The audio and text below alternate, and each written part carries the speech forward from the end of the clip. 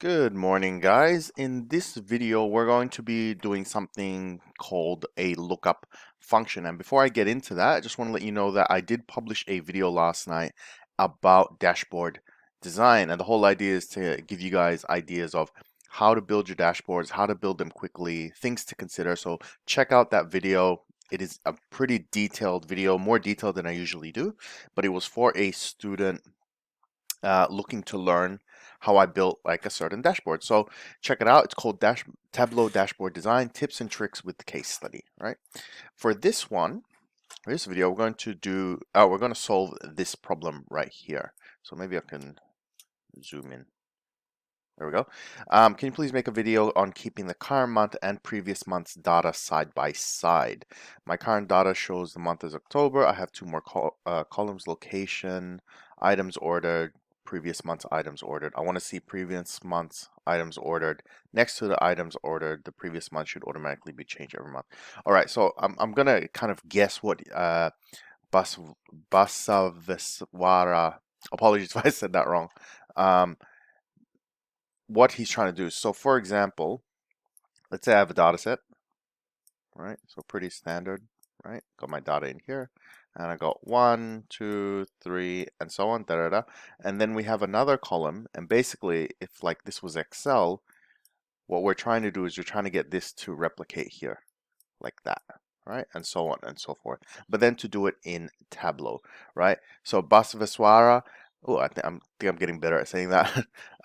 If this is your problem, great. Please let me know. If it's not, feel free to send me a comment after this, and I'll do another video for you.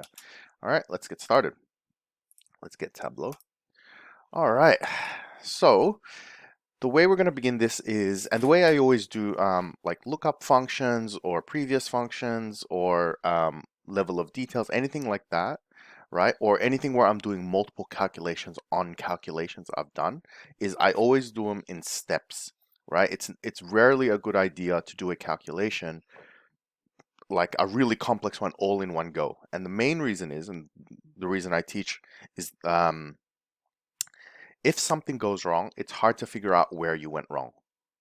Okay, because let's say you build 10 elements to this calculation, something goes wrong, you have to figure out, well, which of the 10, right? And it takes time to troubleshoot. Same goes for when you're programming SQL or something like that. You always want to build in stages.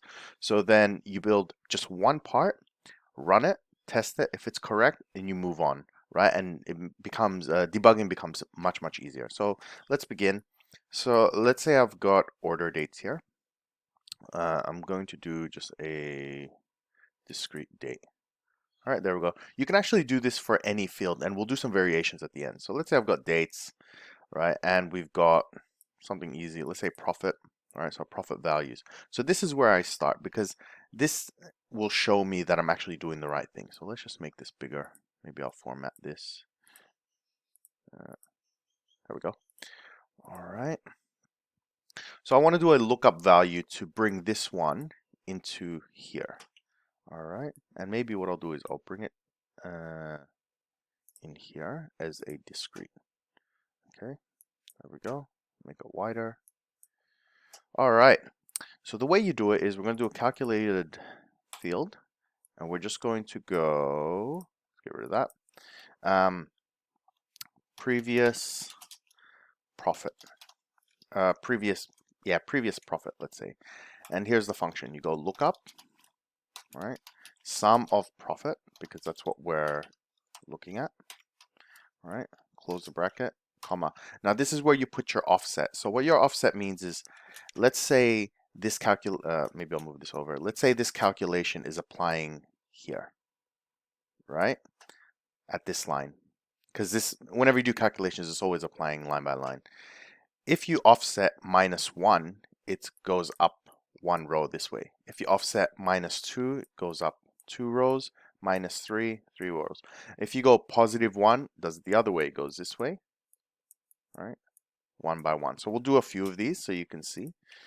And we'll start with -1 and bracket. Right. The other thing with lookups you got to be careful with is you're going to see this little thing here, right? Which means which direction the lookup is actually happening, and I'll show you why that's important. So let's go OK. Let's bring that in here next to it. All right, and let's go discrete. All right, so what can we see here?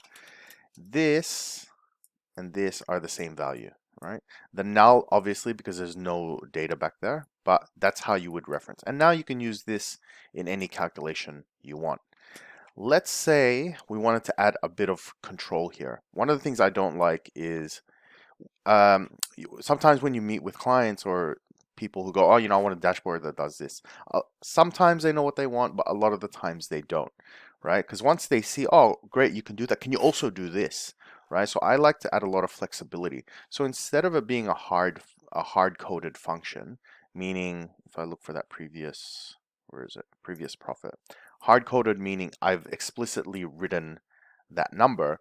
I want to make this into a parameter. Right, so let's go in here, create parameter. We're going to call this previous or next, right? And it only needs to be integers. So we're going to set that. So if you're not sure what integer is, basically they're just whole numbers. So you can't have 1.1 or 1.2, which doesn't make any sense in this context anyway. You can't give me the previous 1.5 months, right? If these are discrete days. All right, and then we're going to go, let's set it to a range. So I want it to be -10 to 10. All right, we'll set it as 0 for now. And we'll go 1 as the step size, meaning it's going to go up 1 at a time. We'll go OK. All right, previous to next month. I'm going to show that parameter so we can test this control. Let's bring it over here. Let's go previous month. And now we're going to modify this. So I'm going to grab this. All right, we're going to call this previous or next. Hopefully that works. And go OK. There we go. Right. You can see that they're all on the same line now, right? If I move this 1, you'll start seeing, oh, we'll go backwards first, right? So you see this 26, we go 2, 3, 4, 5, right? And the good thing about this is that the user who's seeing this on, Tableau online can change it themselves. They can analyze the data themselves. They don't have to keep coming back to you. I like to make dashboards where they never have to come back to me. They have everything they need and they can do all sorts of analysis. Obviously, it takes time for it to get to that maturity, a bit of back and forth with them. But more controls like this, that makes it easier for them, the better. The added benefit of having something like this is you can calculate off this. So let's go create calculated field. I want to know the difference between the two.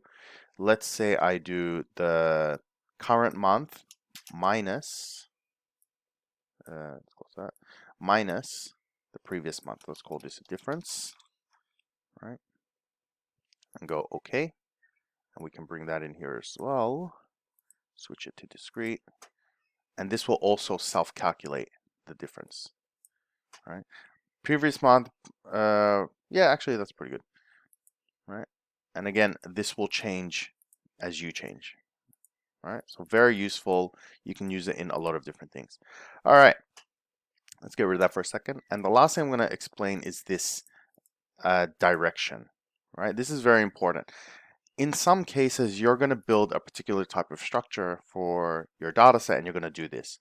But either you're going to go maybe this way, or you're going to have multiple columns or all sorts of stuff, right?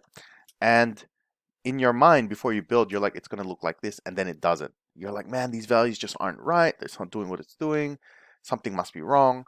Check this compute using, right? So table down, pane down, across and down. Let me show you how this actually works. If we do a, I'm trying to think what's the best example. Let's do year and let's do month, right? And then let's get sales. All right. Then what I want to do is another value, like so. Let's say running total, and I'm going to bring sales back again, right? And what we'll do is we'll convert this to like really round numbers. Let's go get rid of that and we'll go thousands. Okay. And we'll do this one as well. Format, custom, no decimal places, 1,000, right? And what I like to do is color them. That way I can kind of tell the difference. Let's make this one 14. Let's make this running sum like so. All right, space that out a bit. Align. All right. Let's see. Compute using. All right.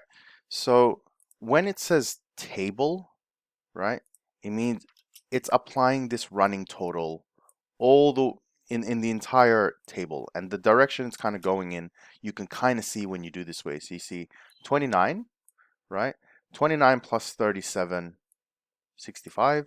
65 plus this 65 is this one, 84 plus 131, and it keeps adding, and it'll go this. Let me clear that. It'll go like this, right? And each one terminates at its own row. Okay, you can change that direction. We can go table down, right? So now it's going this way, right? So 29, 29, 29 plus 24 is 52, 52 plus 19 is 71, and so on and so forth. We can apply table across then down. So what that does is it goes that way, and then, hang on, let me get rid of that tooltip. It's been annoying me. Okay, no tooltip. Right, so this one will go this way, and then it'll take 215 plus 24, and it'll go this way like that.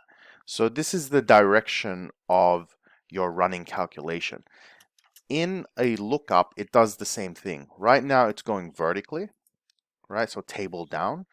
If it's not doing what you're thinking, play with the other ones, and it can be confusing which one's the best one. So you know what I do? I pick each one until it works, right? And if it still doesn't work, it's probably something else going on, right? But we'll end it there. Hope you guys enjoyed, and I will see you next time.